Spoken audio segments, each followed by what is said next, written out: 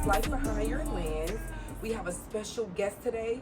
We have James in the building, and he is going to give us some pointers and some cues on how to keep our life intact so that we can live a more abundant and prosperous life. James, how are you? All right, how you doing today? I'm good. Thanks so much for stopping by. No problem. What all do you do today? Well, what I do now, presently, is I work at Medicare as a phlebotomist, but I worked in psych for 15 years, and I just do a little some everything right now. You know, I got some my own business and stuff I'm trying to open up, and one of the main things I'm trying to do is open up a boxing gym / mentoring program down in Augusta, Georgia. You know, to give back to the kids in the community and let them understand a little bit more about their issues and see if I can do my part in helping them out. Right. Okay, cool. And so you're going to be looking for people to help you out with that. Yes. And then you also cook as well. You do events. You go out. Yeah, I do all that and do competition, barbecue competitions. We do a good job. So. Okay. Yeah, I saw some of the food, and you know I'm greedy. I need some. Okay. Where can they find you? Do you have social media or like different outlets to connect with you, or are you waiting to present that? I got a website. Go on my website page. It's avinc.info, and you can see me on. It takes a village to become a village, and you can go and check me out on there. Some of the stuff, and we'll be hosting some events. So we haven't had no events so far, but I mean we had a couple things, but not really nothing to put on post yet. Okay, cool. All right, so we're going to dive right into it. Okay. Can you list a few things that will solidify symptoms of mental illness or slipping into depression due to stress? Most of it is they're like standoffish, and what I've seen too with other patients that I've dealt with in the past, some of them they'll find reasons why. They'll say when they brown people, they'll feel like they kind of standoffish because they feel like people are talking about them. I had a patient say every time I go around them, go around people, I feel like they saying that I stink, or I smell funny, or different things like that. So like very self-conscious about what people say about them, exactly, and it's like to another level exactly. of it, like overthinking it and not willing to be around other people. Exactly, and it plays a part in their mind too to make them think, and they feel actually that it's going on. And so it becomes a part of their reality. And then they try to do stuff that you see them overbathing themselves and stuff like that because they feel like when I go around people, they try to go find maybe something I can go find, or even they'll even go to the hospital and keep on going to emergency room, something's wrong with me. I smell like this and that, but it plays a part in their mind, so they think it actually think it's really going on, and it's not. It's not. Okay, how long have you been working in this field? 15 years. 15 years. 15 years. And what made you break away from it, and what are the rules for breaking away from dealing with mental illness? What I was told, when I first started in mental health, they say you're supposed to take a break after 5 years. Okay. But I took a break for maybe, I think about 10 years, and then I went back. But what made me what some of the signs is, you start feeling like, you're getting too close to the patient as far as mentally wise as well. So, it's time to take a break. When you start feeling too attached too, and it's time, it's time to get back, because you can't probably help nobody else if you got issues going on yourself. Right. And then it's true, even therapists need therapists. Yeah. And when working in that field, you can actually slip into the same mental health condition. Exactly. I had a staff member that I work with. Matter of fact, same thing happened to her. She ended up being a patient after some years, been working there, but she had been working some long years, and she ended up being a patient. So mental health affects everyone. It can. Yeah, it can. Yeah.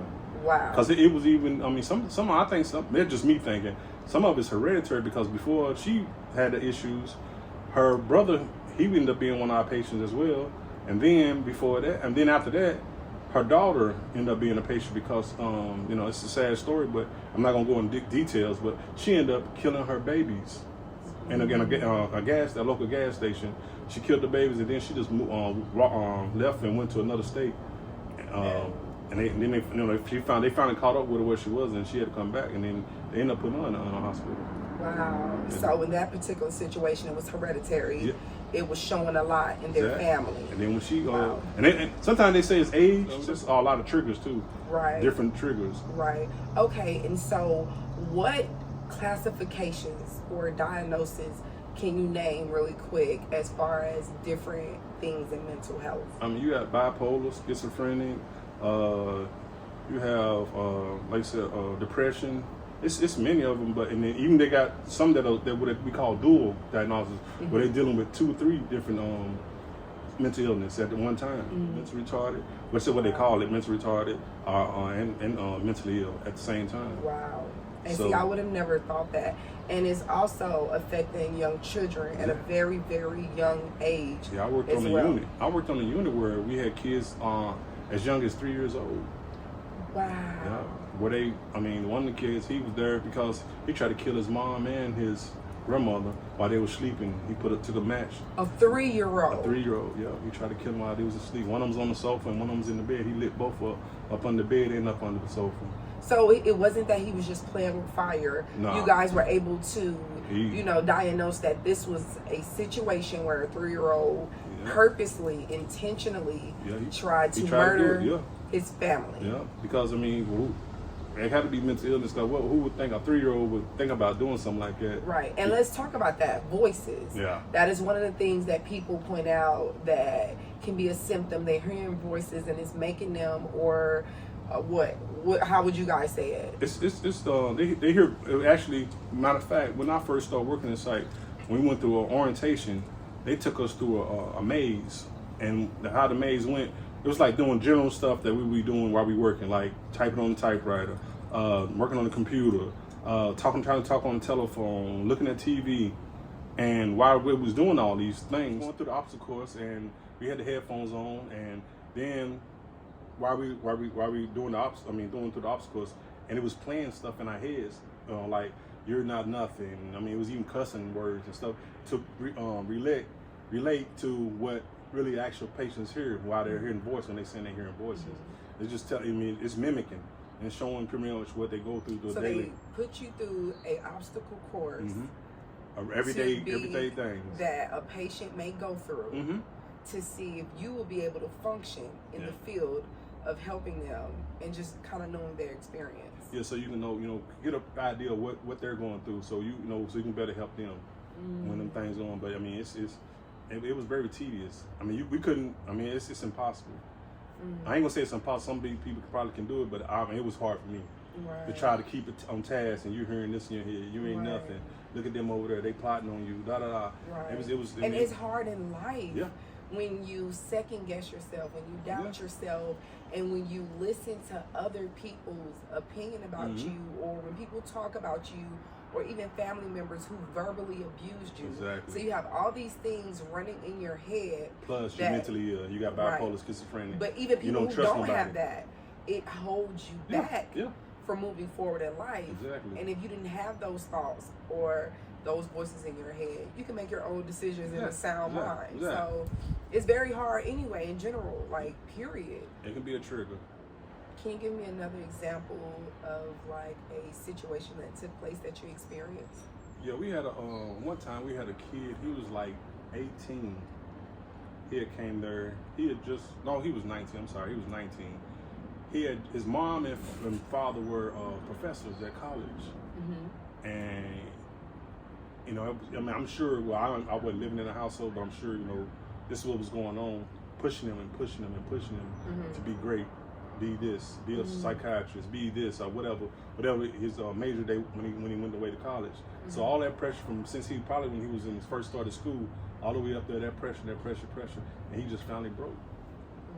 And where he starts hearing voices and this and that, and that was his scenario that made him become mentally ill. I remember days when he first got there, he used to take showers all the time. We was trying to say, we're trying to figure out why you taking so many showers, man. You don't be taking no showers, it'll be a shower. I'm sorry. He very apologetic about it, but he just kept on taking one. I sat him down one day. I was like, man, why? Well, we all did. We sat him down one day. He was like, what? Why are you taking so many showers, man? He said, I'm trying to drown out them voices. He said, man, I'm trying to cleanse myself from the voices. He's trying to drown out the voices is why he took multiple showers. And so this was a regular kid born into this world healthy, and the pressure from his parents growing up broke him, and he had a psychotic break. And it just went downhill from there. That's it. I remember one day he just took off running. He was like, man, what you doing? He just took off running and ran dead in the wall head first. Because the voice was on him that day. He said it was on. It was too much for him to take, so he rather knock himself out. Wow, than to hear himself think.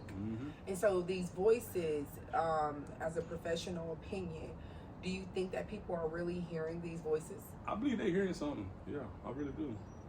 I mean, it can be spiritual, and you can go in different avenues with that. It can be spiritual. It can be demonic. I mean, it can be anything. But I'm pretty sure they're hearing something. Right, because even the kids are saying. Because you can see it in their face that they really hearing something. Okay. And then sometimes you'll see them talking to themselves. Like I've seen patients, they got on the phone and got on the phone and they ain't talking to nobody. You pick up the phone after they leave. I mean, while they on there, and they're not talking to nobody. We had a patient who used to do that every day at a certain time.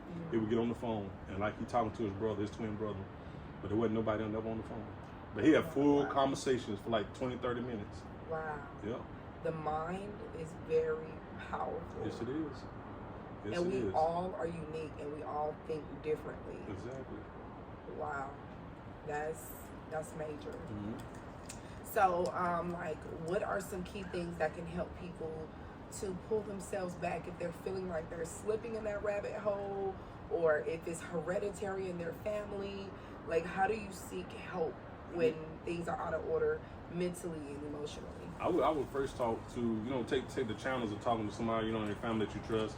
Talk to them and tell them what you got going on, so they can, both of y'all can come together. So be open. Yeah, be open with so what's people going can on. hear where you are. Exactly. So they can, when you do go, they're gonna believe you when you do go and get some professional help. But I mean, that's what I would start at. Letting them, hey, am I tripping? Do you notice stuff about me different about me? Just go talk to somebody. Right. Don't hide it. Don't hide it. Because we all go through some things that kind of, make us feel bad or make us think what we're not used to thinking. But that's what family and friends and help is there for. Yeah, because you want to get that village type thing. Yeah, you want to get that going. Yeah, that village. I mean, you want to get that going so everybody be on the same page. Yeah. I mean, you gotta have that. You gotta have your foundation. Target audience. It's gonna be from 7 on up because I'm gonna actually have them. Some of the kids that want to do professional boxing. I'm gonna have them register with USA Boxing because I'm a coach and I'm certified to open up a boxing gym, an actual real boxing gym through USA Boxing. And I'm going to. They don't start until they got to be 7 years old to become, to get their what they call a passport. Okay. To get their records for their events on the fights that they're being in, so they can go. So when the time comes, they want to, they can go pro. Right. So that's why I'm going from 7 on up. Right. Okay. And then in the mixture of that, the mentorship is going to be happening. Yes. Because we need to strengthen our young boy's mind and things. What if a girl wants to join? It's girls. Girls, okay. boys. It's girls and boys thing. It ain't no just boys. I'm not cause I'm gonna have females working with them too. Cause I'm certified have a certification to teach moral cognitive therapy, and I have a diploma in child psychology. Right. But I have a certification to teach moral cognitive therapy. Deal with alcohol and drug, antisocial disorder, anger management. It's the same. The same concept is like the AAA meetings that you on the 12 steps and stuff program. But only thing different about this one that you actually let the patient or the person figure out what works for them. You ain't telling them this is what the book say. You need to do this, count to 10. You need to take a walk and this and that. No, you need to find on this one. You got to figure out what works for you. What works for you? Yeah. So it'll make you feel like So you You're make understand and you understand and you make you more understand yourself as well and your issues. I agree. So that's why I chose that program, and I'm gonna have counselors that go to the classes too to get the certification. So that's all I'm gonna be. Everybody. So you're gonna put people in position to get their certifications and the proper education to help your business to run flawlessly. Exactly. Wonderful. Do the best we can. Exactly. I mean, we'll be a fool if we think we can help everybody. We're gonna help the ones that we can. Right. Yeah, the ones who want help too. Yeah. So it's a choice. Okay, that is great. Well, I'm gonna try to tell as many people as possible because I believe in what you're doing and I appreciate what you're doing. Might have to sign my boys up for some boxing, but they fight too much as it is. They might beat me up. But that's one of the things too with the boxing. They get disciplined. Right. Okay. Then they know that that's one of the big things. They can't use that outside in the streets. Right. Unless somebody actually hit them first. Right. And then they'll be taught that. I mean, we Right. teach them everything. We teach them all the aspect and respect of the art of boxing. Right. Okay, great. Yeah. Well, we truly appreciate you for coming out. Most definitely. We're going to have to get you in here more so that we can just help people along the way who is seeking help and afraid to speak out about it. Exactly. So this is what this platform is about. You guys, again, this is James, and this is the life behind his lens and how he is giving back and helping the community to grow and just build their mental maturity and strength. Thank y'all so much for viewing. We'll see you guys soon.